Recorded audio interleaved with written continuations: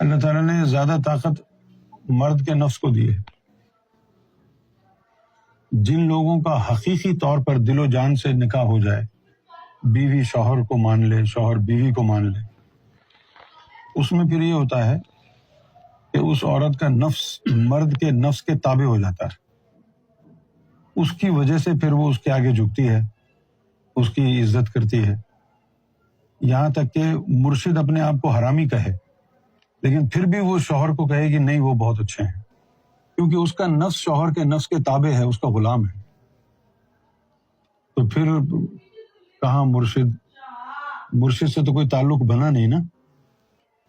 اور شوہر کے نکاح کے ذریعے وہ جو نفس ہے وہ شوہر کے نفس کا غلام ہو گیا. اب جب تیرا نفس اس شوہر کا غلام ہو گیا، اب تجھے مرشد سے، رسول اللہ سے کیا ملے گا؟ تیرا وہی خدا ہے.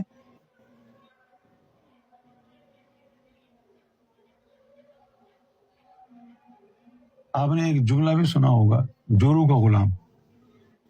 جورو کا غلام کون ہوتا ہے؟ جورو کا غلام وہ ہوتا ہے کہ جس مرد کا نفس اپنی بیوی کے نفس کے تابع ہو جائے.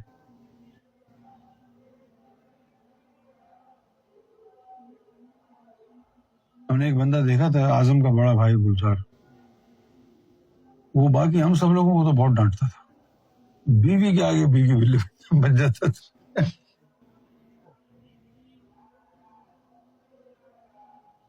تو یہ پرابلم یہاں پر ہے.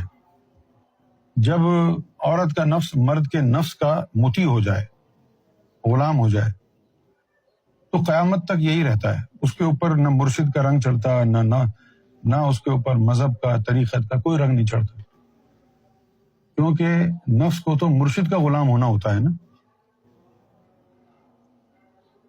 بس ایک لعنت ہے، جس لعنت کی زد میں آ جائے آدمی تو آ گیا، کیونکہ اس کی پکڑ میں آ جاتے ہیں.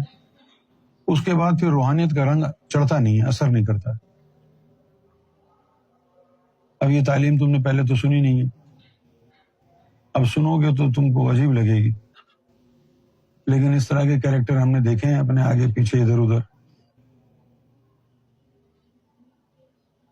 جس طرح شاہد بھائی ہیں، ان کی بہن، تو وہ سرکار کو ماننے والی تھی،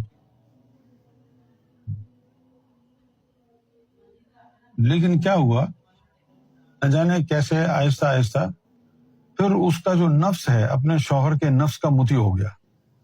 جب یہ ہو گیا تو اس نے کہا کہ نیچے میرا شوہر